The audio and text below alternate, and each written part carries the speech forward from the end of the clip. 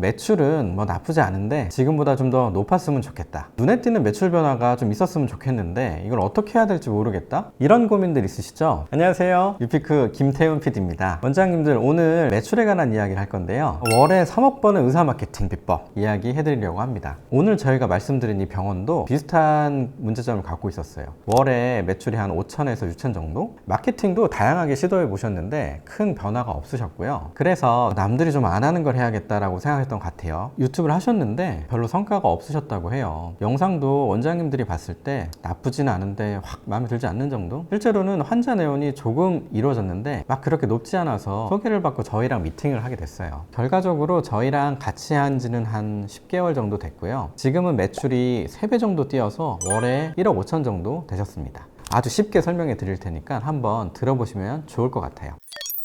꼭 유튜브가 아니더라도 블로그를 하든 홈페이지를 하시든 그 어떤 병원 마케팅을 하시더라도 다 적용되는 부분이니까 이 부분 꼭 알고 가셨으면 합니다. 일단 저희가 유튜브를 한다라고 했을 때 가장 중요하게 생각하는 것 중 하나가 바로 컨셉인데요. 이 병원은 안과거든요. 사람들이 안과에 가는 이유가 정말 다양하단 말이에요. 그냥 눈 검진을 위해서 갈 수도 있고 안과 수술이 있을 수도 있죠. 그 수술도 20대나 30대들이 많이 하는 라섹 혹은 라식이 있을 수도 있고요. 아니면 어르신들이 많이 하는 백내장 수술 같은 게 있을 수 있겠죠. 그 중에 메인을 정하시는 게 좋아요. 이 병원도 저희랑 같이 하고 나서 수술 딱 하나를 메인으로 잡았어요. 그렇게 했던 이유가 뭐냐면 여러분 한번 들어보세요. 1번 유피크 안과, 2번 백내장 수술 전문 유피크 안과. 만약에 내가 백내장 수술을 해야 된다, 그럼 어디로 가실래요? 가족이 수술해야 한다면요? 어디를 추천해 주시겠어요? 안과가 전국에 2,000개나 있는데요. 치과나 성형외과 이런 곳은 훨씬 더 많겠죠. 그럼 이렇게 많은 병원들 중에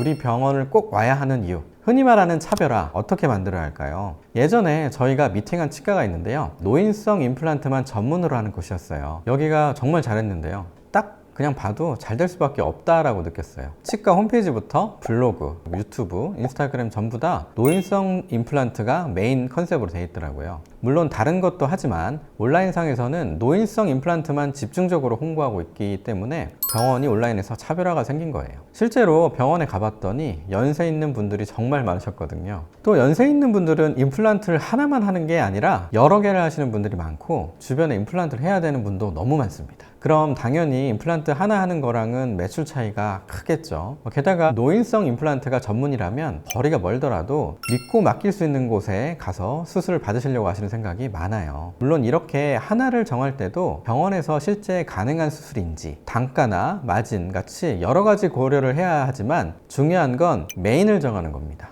보통 병원에 미팅을 가게 되면 저희가 한번 원장님한테 여쭤봐요. 메인 타겟이 어떻게 되세요? 라고 여쭤보면 주로 뭐라고 대답하시냐면은 연령대는 전체 다고요. 여성분 절반, 남성분 절반 정도 됩니다. 이런 식으로 얘기를 하시거든요. 물론 그게 실제로 맞으실 거예요. 네, 그런 경우들이 많은데 지금 저희는 어떤 목적이 있는 거잖아요. 그래서 우리 병원이 주력으로 데리고 싶은 고객층, 이거를 보통 메인 타겟이라고 하죠. 이거는 무조건 미리 정하시는 게 좋습니다. 노인성 임플란트를 메인으로 내세운 것처럼 이렇게 못 하시는 이유 중 하나가 그러면 10대, 20대 환자들 놓치는 거 아니야? 막 이렇게 생각하시는 경우가 있는데요. 그렇진 않고요. 이렇게 생각하시지 마시고 우리가 집중하고 있는 고객층을 더 끌어온다고 생각하시면 좋을 것 같아요. 특정한 연령대, 성별, 상황을 뾰족하게 가져가시는 게 무조건 좋거든요. 제가 얼굴에 보톡스를 하나 맞고 싶다라고 할 때도 보톡스를 잘하는 곳에 가고 싶지 그냥 동네 피부과 아무 데나 가고 싶진 않잖아요. 보톡스도 이런데 만약 우리 가족들이 정말 큰 수술을 해야 돼, 그럼 당연히 찾아보고 조금이라도 더 알려진 곳에 믿을 수 있는 곳에 가고 싶잖아요. 광범위한 타겟과 무엇이든 다 잘할 수 있습니다, 요거보다는 우리가 이거 하나 정말 끝내줍니다, 이런 이미지를 심어주는 게 굉장히 중요하다고 할 수 있어요. 두 번째는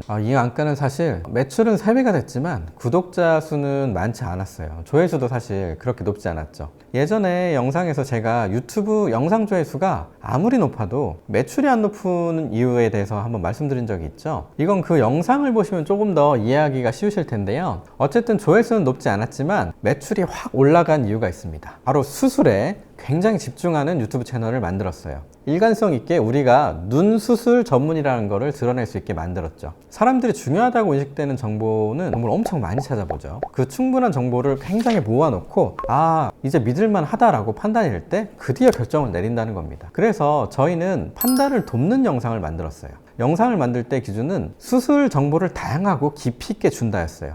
예를 들자면 수술의 장점, 단점, 부작용, 수술을 준비하기 전 준비사항, 수술 후 대처 방법, 수술 방법과 기술에 따른 결과 차이. 물론 이 주제들이 타겟과 딱 일치되지 않은 주제일 수 있지만 결국엔 이 타겟의 행동 반경 안에서 전부 다 걸리는 주제들인 거죠. 그리고 이것들을 최대한 쉽게 전달했습니다. 간혹 부작용을 얘기하면 그 수술 안 해야 되나? 여긴 피하자 이렇게 생각하지 않을까라고 걱정하시던데요. 전혀 아닙니다. 사실 부작용이 전혀 없는 수술은 없잖아요. 오히려 어떤 부작용이 있는지 그 부작용이 나타나지 않게 어떻게 해야지 하는지 전문적으로 알려주는 게 되게 중요해요. 이 수술에 대한 이해도가 그 원장님이 굉장히 높다는 거를 어필할 수 있는 포인트거든요. 어떻게 대처하는지 말하는 의사들에게 더 신뢰감을 느끼게 됩니다.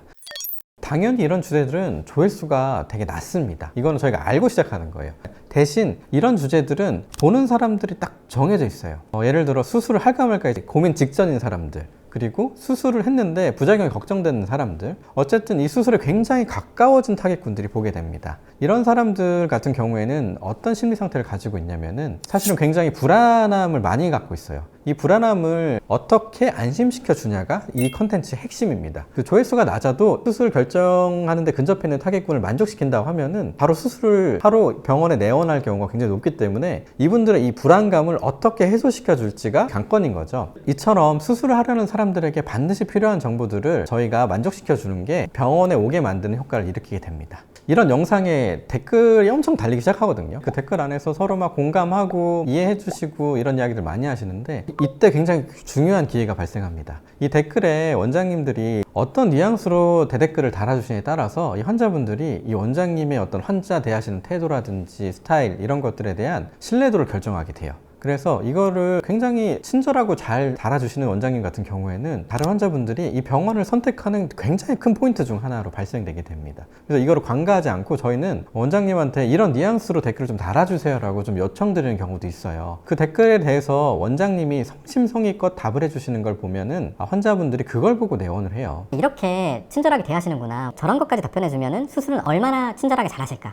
결국 이 병원에 가야 되겠구나라는 신뢰를 결정하게 되는 거죠. 그래서 이 작업이 유튜브에서 굉장히 긍정적인 반응들을 이끌어내고 신뢰를 얻기 위해 노력하는 장치 중 하나예요. 실제로 그 분들이 영상을 끝까지 다 안 볼 수도 있어요. 하지만 댓글을 보고 믿을 만한 원장님이구나 하는 이미지를 만들게 되고 신뢰도를 훨씬 크게 얻어가실 수 있는 겁니다. 그 반응을 이끌어내기 위해서 저희는 내부적으로 노력을 많이 하는 편이에요. 사실 유튜브적으로 잘 되는 것도 있지만 실제 매출을 일으키는데 작용을 하는 부분이기 때문이에요. 오늘 말씀드린 이 두 가지를 했다고 무조건 매출이 막 2배, 3배 막 느는 건 아니에요. 근데 하지만 가장 중요한 게 이 두 가지라고 생각합니다. 우리 환자들한테 정말 필요한 게 뭘까? 조회수를 높이는 거 너무 중요하지만 우리 병원에 올 환자들은 어떤 영상들을 보고 병원을 선택할까? 이 부분을 정말 꼭 중요하게 생각하시면 좋겠어요. 병원 유튜브 영상을 만들 때 저희한테 재밌게 만들어주세요 이러신 원장님들 계신데요. 그런 분들 같은 경우는 한번 조금 생각을 해보시는 것도 좋을 것 같아요.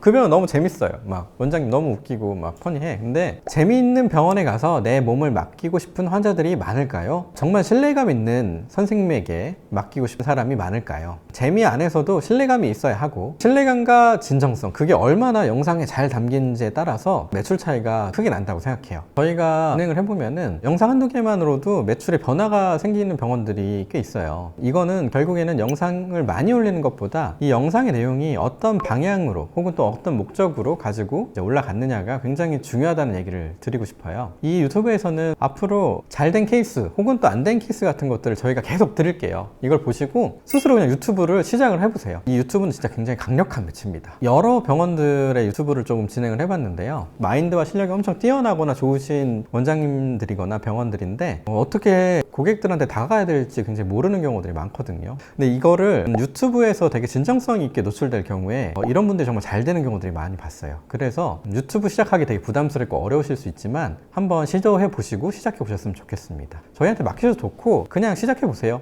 근데 무슨 말씀을 해야 되는지 모르겠다 어떻게 모르겠다 하시면은 저희 채널 보시면서 어떤 부분들을 이렇게 적용할지 저렇게 적용할지를 스스로 진행하시면서 해보셨으면 좋겠습니다. 그러려고 하시면 이제 구독이랑 좋아요 같이 해주시면 너무 좋겠죠. 지금까지 원장님들과 같이 성장하고 싶은 유피크였습니다. 감사합니다.